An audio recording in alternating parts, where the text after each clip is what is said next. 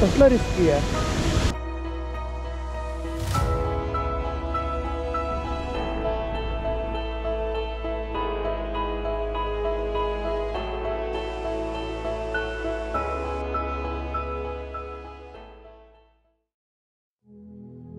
आम्ही सकाळी लवकरच उठलोत आणि दोघांनी पण आवरून घेतलं आहे, पण पाऊस काय उघडायचं नाव घेत नाही आहे. कारण इकडे कालपासून तुफान पाऊस चालू आहे, तुम्ही पाहू शकता. आणि हा समोर असणारा का हॉटेलचा व्ह्यू.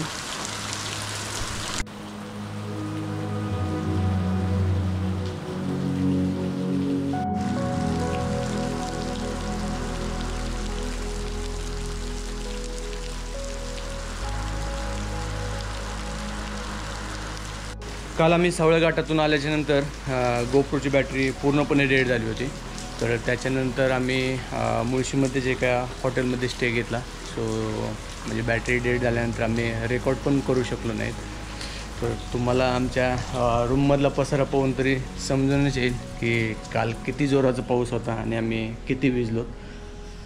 हे पण पूर्ण असं म्हणजे ऑलमोस्ट म्हणजे मी माझ्या बॅगमध्ये तर 2 प्लॅस्टिकच्या बॅग पिशव्या आणल्या होत्या आणि त्याच्यामध्ये माझे सगळे कपडे ठेवले होते.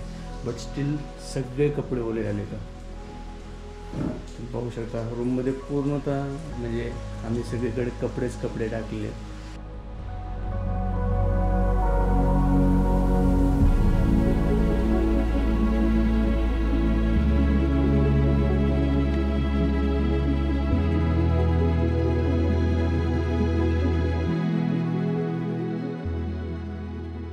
बाहेर थोडं वातावरण क्लिअर झाले. तुम्हाला एकदा समोरचा व्ह्यू दाखवतो. जबरदस्त समोर असा हा मुळशी डॅमचा व्ह्यू आणि त्याच्या पुढेच डोंगर आणि त्याच्यावरून वाहणारे ते धबधबे. ऑलमोस्ट इथून जवळजवळ 5 ते 6 धबधबे आपल्याला दिसत आहेत आणि इव्हन इकडे तामिनी घाटाकडे पण एक धबधबा दिसतोय. भारी. खरंच अशी दररोज सकाळ असायला पाहिजे. मी ट्राय करतो मोबाईलमध्ये तुम्हाला व्हिडिओ दाखवायचा, कारण की इथून गोप्रोमध्ये झूम होत नाही आहे.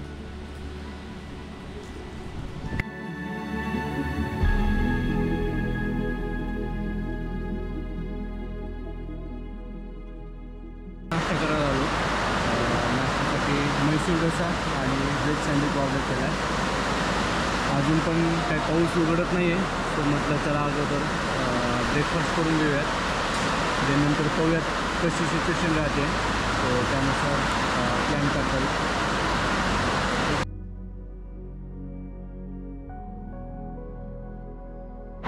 दोघांनी पण आम्ही बॅग्स इथंच ठेवलेल्या आहेत आणि कारण की रिटर्न येताना पण आम्ही इथूनच येणार आहोत.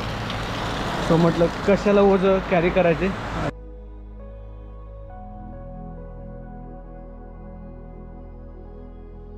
चेकआउट वगैरे करून घेतलेलं आहे आणि दोन्ही बाईक्स पण बाहेर काढून ठेवलेले आहेत. आता निघूयात कुंडलिका व्हॅलीकडे.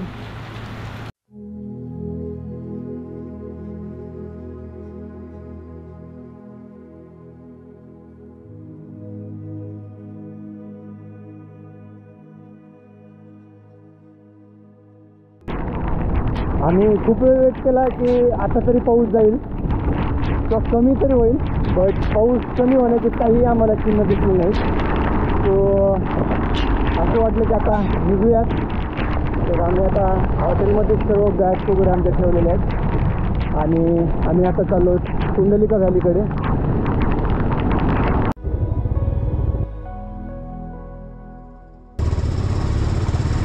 तर हॅपीच्या गाडीला काहीतरी इश्यू झाला वाटते, कारण की इंजिनमध्ये रेड लाईट शो होते. तर त्याची गाडी आता हॉटेलवरतीच लावूया आणि एकच गाडी घेऊन जाऊया.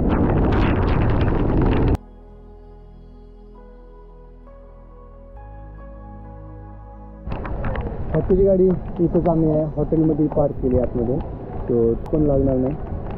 तो नंतर अजून जाता काही इश्यू येणार नाही.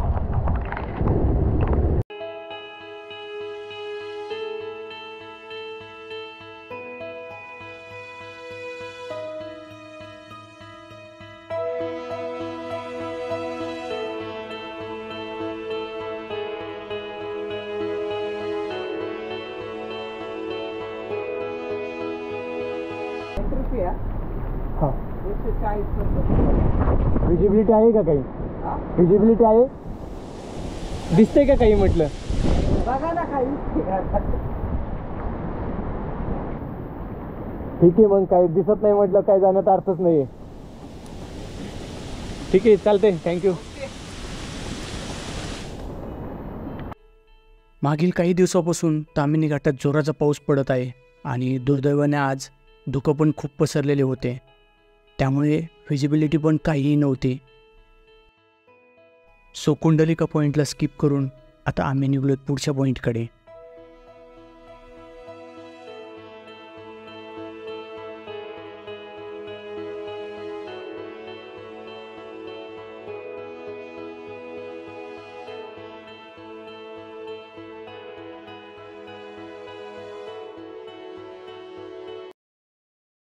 थोडं ओव्हरटेक करताना मित्रांनो काळजीपूर्वक करा, कारण की रस्ता अरुंदच आहे आणि विजिबिलिटी पण लो असल्यामुळं काही समजून येत नाही आणि समोरून गाड्या येत आहेत का नाही ते पण लवकर आपल्याला जवळ आल्याशिवाय समजतच नाही का. म्हणजे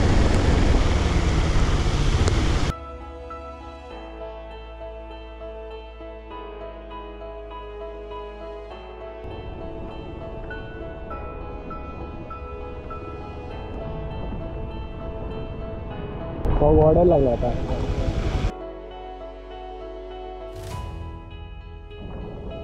पावसाळ्यात जर तुम्ही ताम्हिणी घाटात येत असाल तर गाडी थोडी काळजीपूर्वकच चालवा. पाऊस आणि धुक्यामुळे आपल्याला व्हिजिबिलिटी खूपच कमी भेटते आणि घाट सेक्शन म्हटलं तर लँडस्लाईड किंवा पावसाच्या पाण्यामुळे रस्ते वाहून जाण्याचे पण धोके निर्माण होतात. आणि तुम्ही जर वॉटरफॉल खाली जात असाल तर थोडं काळजीपूर्वकच जा, दरड पण कोसळण्याची शक्यता असते.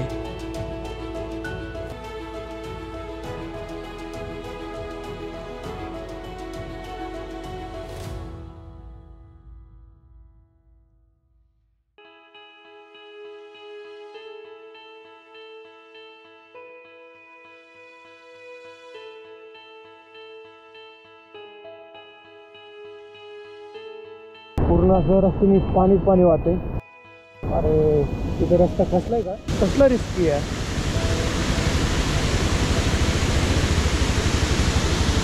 बेकार रिस्की आहे मित्रांनो.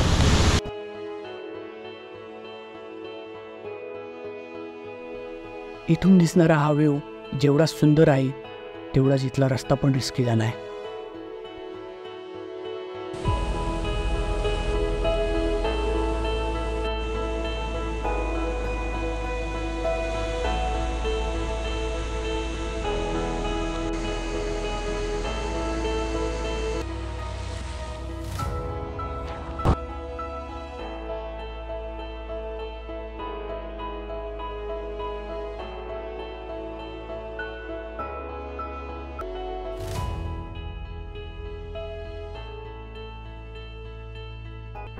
एका वॉटरफॉलवरती मध्ये तिथं थांबलेलो आहे, माहीत नाही त्याला काही नाव आहे की नाही. वॉटरफॉल खरंच चांगला वाटला, तो म्हटलं चला थांबूया आणि जास्त गर्दी पण नव्हती इथं.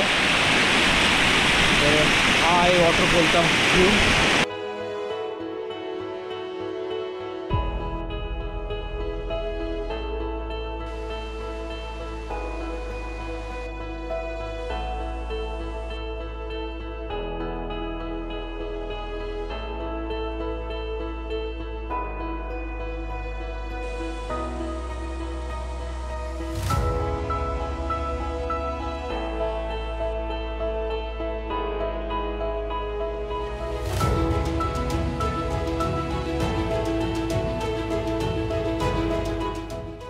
आम्हाला इथूनच आमचा परतीचा प्रवास चालू करावा लागला, कारण ताम्हिणी घाटच्या पुढच्या भागातले रस्ते पूर्णपणे बंद झालेत.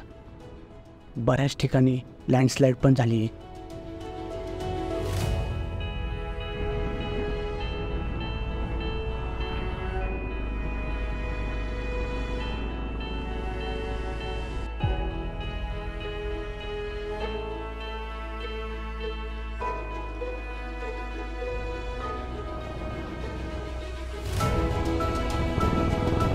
दोघांचे पण बॅग्स घेतलेले आहेत आणि आता निघलो आहेत परतीच्या प्रवासावरती.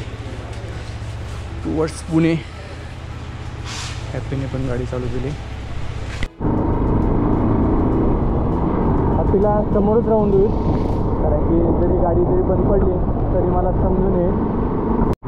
तर जरी तुम्ही कोणी प्लॅन करत असाल रायगड या कोकणमध्ये जाण्याचा, चांदणी घाटी तर सध्या ते अवॉइडच करा. या अल्टरनेटिव्ह कोणता तरी दुसरा रस्ता शोधा.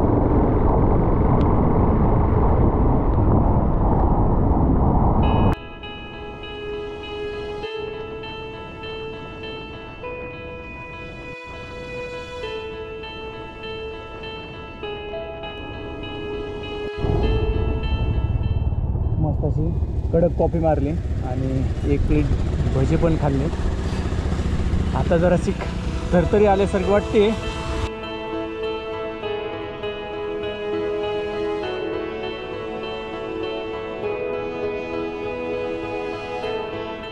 बऱ्याच ठिकाणी ब्रिजचं आणि मेट्रोचं काम चालू आहे. सो त्यामुळे खूप सगळे रस्ते डायव्हर्ट केलेले आहेत इकडे तिकडे.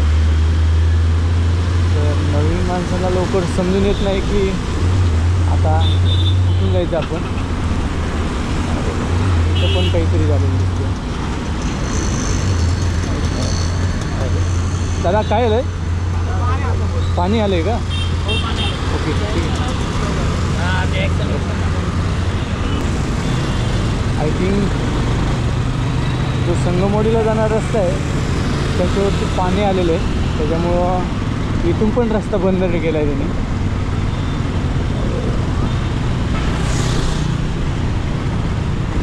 आपल्याला मे बी मग आता पुढून जावं लागेल पुणे स्टेशनकडून.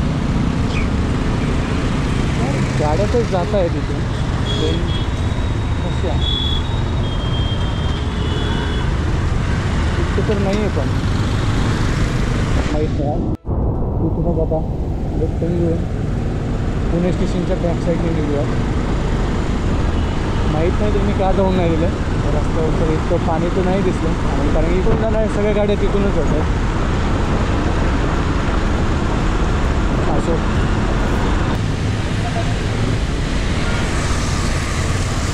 परत याची पाणी सांगलेलं.